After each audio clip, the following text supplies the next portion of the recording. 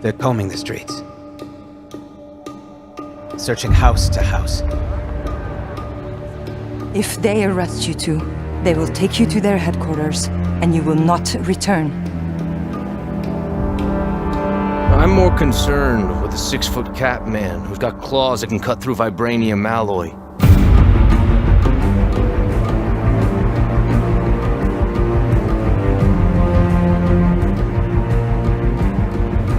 By my count, that makes 2 super soldiers loose in Paris. 3, counting you. And that's 2 too many.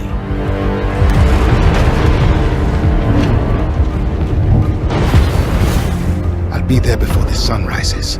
Before the Germans, before that American. The Iron Force has been found.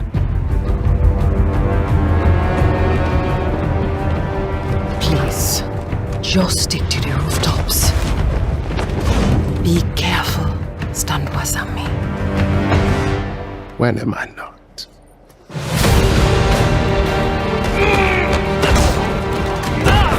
It's better if I tackle this one alone. You may encounter some obstacles. That won't be a problem. Our cat friend is definitely here too. By the look of things, he's not very far ahead. The American boy is right on your heels. Who the hell are you? If you wanted us dead, we'd be dead. So what do you want? Answers. That's far enough! Stay out of my way! Stand aside! I do not take orders from anyone! I don't have time for this. Neither do I.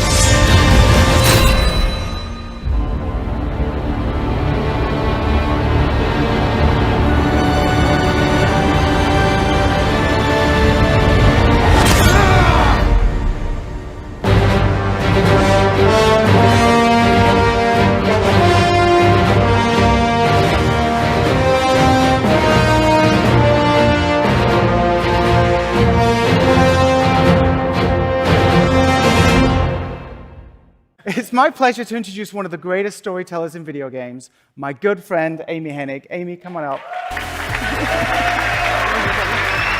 Buddy, finally It's awesome doing to it. see you here. Thank you, Kim. And look, we are so excited to finally show what we've been working on at Skydance New Media. And I just got to say, I am so proud of what the team has accomplished. My God. It's incredible. Right. Amy, I'm sure the audience is wanting to know more about your game and the team. Can you tell us about it? Sure. Well, as the trailer hopefully illustrates, we are creating a story-driven World War II era Marvel action-adventure game with an ensemble of playable heroes. But here's what's important to note, because people might not think this.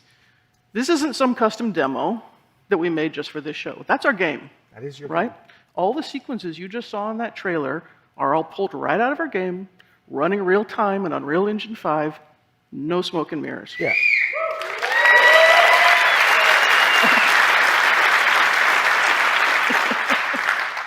I'd expect nothing less from your team. Absolutely incredible. As with many of your past projects, you're really bridging the gap between films and games.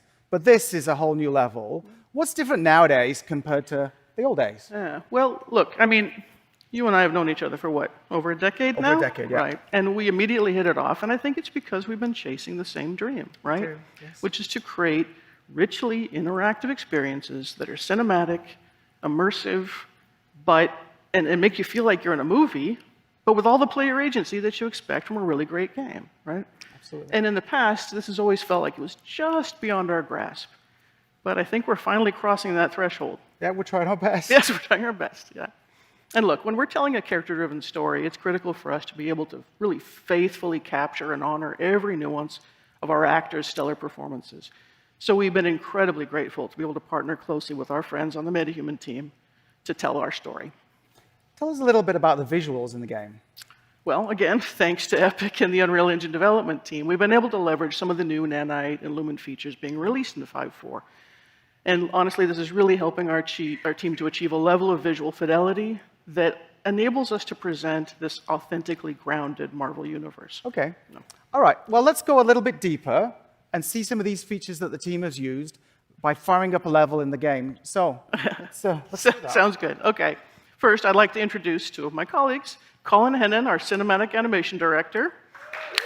Yay!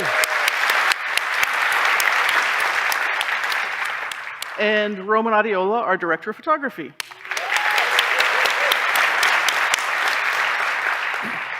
So Colin will be live and editor, and Roman will be on the virtual camera, just like he is at all of our performance capture shoots. So, if you all are ready, let's switch the feed and go back to that bridge environment. And let's see, yep, you're live, good, okay. So Colin, let's boom down and take a closer look at this environment. So to create a really immersive game experience, the characters and environments have to work together harmoniously. We can't just drop believable characters into a less than convincing world. So we need to start with authentic and densely detailed environments as the setting to our story. And look, because part of our story is set in 1940s occupied Paris, we needed the world to have a really believable and visceral level of detail and grit, as you can see here. So, Roman, why don't we focus on the ground here for a bit? Now look at that. That's an amazing amount of detail. It would have been nearly impossible to get something this complex to run in real time without the new features in 5.4. So, Kim, let's talk about some of the levels of detail that we're seeing here. Sure. So, we're talking about Nanite's new adaptive tessellation feature. So, whilst Nanite lets you create environments like you're seeing here of incredible detail, the memory requirements can become impractical to realize for such a level of complexity across a huge level, without the need for lots of instancing. And we thought that was a challenge, and we wanted to deal with it. So, Colin, let's actually strip this scene right down to the dirt so folks can see what we're talking about.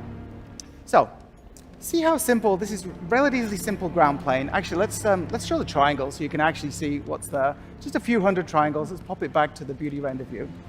But with this new dynamic tessellation capability, we can actually displace that simple geometry and create new three-dimensional geometry of the quality that you're used to with Nanite. With nothing more than layering tile textures and using shader logic, you can make incredibly complex effects. So instead of me trying to explain it, let's get Colin to show the magic, and let's see a transformation of this face. This technique allows you to see an unprecedented level of geometric detail, but it's also memory efficient and can be changed dynamically in the runtime of your game. So things like footprints or tire tracks or even supernatural effects, if you would want them, can be visualized. And just to show how this simple geometry has now been transformed, let's have a look at the triangle view again. There you go. What you expect from Nanite. So it's a really, really smart, interesting technique to actually get details into the games without crazy, crazy amounts of geometry. Let's switch it back to the detail view. Thank you. And of course, as you can imagine, this technology isn't just useful for the ground and for the ground terrain. It applies to every detail in the environment. So let's fly over to that pile of objects on the left over there, for example. And Colin, while we do, can you kill those headlights for me? Cool. Thank you. Okay, so imagine our challenge. We're trying to authentically recreate a harsh winter in occupied Paris. That means every prop, every object, every detail, every rooftop needs to be realistically blanketed in snow. So now let's show how we can dial up the snow accumulation on these objects, right? And of course, we can dial it back as desired. It's making me feel chilly, actually. Yeah, actually, it's a little cold up here. Or maybe she's nervous. And remember, of course, like Kim said, thanks to this technology, this is all actual geometry. So you can see how tools like these would really empower even a small team to art direct and set dress their environments dynamically. It enables our artists to create a series of layers in the environment and then build up the complexity, layer by layer by layer. Now, speaking of set dressing, let's go check out that fire barrel over by the watchtower we saw earlier. Yeah, that's the one there. And let's turn on a light to really illuminate the smoke coming out of the barrel. Thank you. Look at that. That's amazing. We could have never achieved effects this realistic in the past. So this is what we call heterogeneous volumes. In the past, effects like these would be done with particle sprites, but that's kind of a cheat that often breaks down and can look flat. It's nice from afar, but far from nice, as we say back in the UK. So if we look at the glow of the fire as it dynamically illuminates the volumetric smoke, you can see that light transmitting through the volume. You can also see that the smoke itself is casting shadows onto the world, but also itself. These volumetrics can also mix with more traditional effects as well. So if you do want to put particles in there, fog, or even cards, you can do it. It all works in a unified way. You can run the simulation, the smoke simulation, in Unreal Engine natively if you want, or you can import OpenVDB datasets as sparse volume textures, resulting in film quality visual effects, volumetric visual effects, all running in real time that are totally responsive to dynamic lighting. Yeah, and it just looks incredible. Now, of course, all of this is just to help us tell our story, right? And the story is nothing without great characters. So let's head back over to the bridge and catch up with Cap. Now, an essential part of any character's persona, particularly a Marvel hero, is their look. And it can be really distracting if the outfit doesn't look as realistic and believable as the rest of the world. As you can see, Cap's leather uniform fits just like you would expect in real life, with all the correct material properties and the complexity of creases forming as he moves. From a technical perspective, this is where we can effectively utilize machine learning. We can set up and run complex simulations in a package like Houdini and import that data into UE. We then use this to train an ML model, producing film quality deformations that run in real time.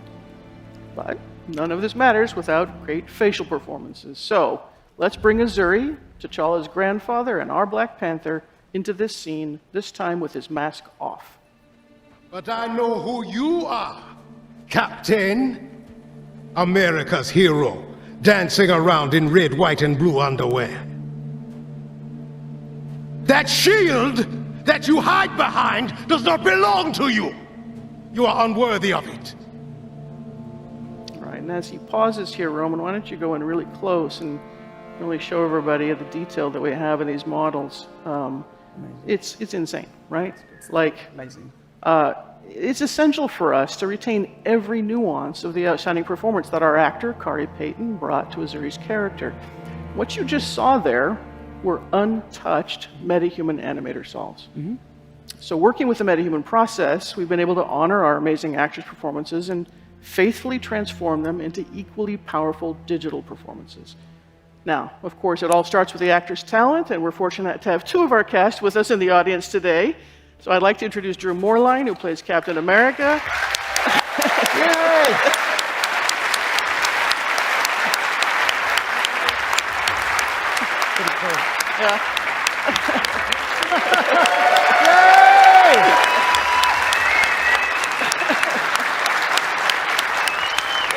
And Kari Payton, our Black Panther. See, they hug. They're friends. They're not really fighting. It's all good. And of course, I want to take this opportunity to thank them and the rest of our wonderful cast for going on this incredibly crazy journey with us. And now, as a special treat, let's take a look at the entire bridge scene that you saw earlier. But this time, we'll keep Azuri's mask off to really showcase what we can do when all this incredible talent and all these amazing features come together. But remember, this is running entirely in real time. Awesome.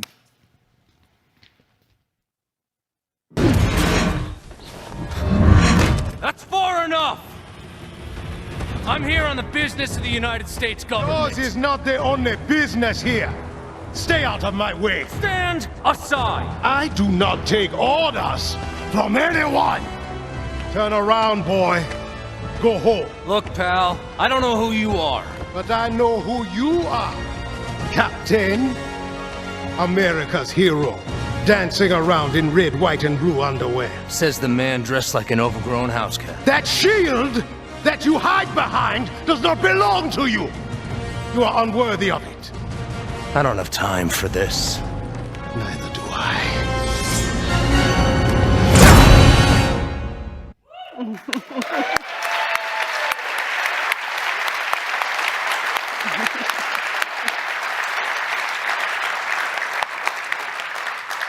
All in Engine, and just to show there's no cheating going on, hey, Colin, can you show the editor and the sequencer timelines? Right. So it really is running on Unreal Engine. We don't cheat.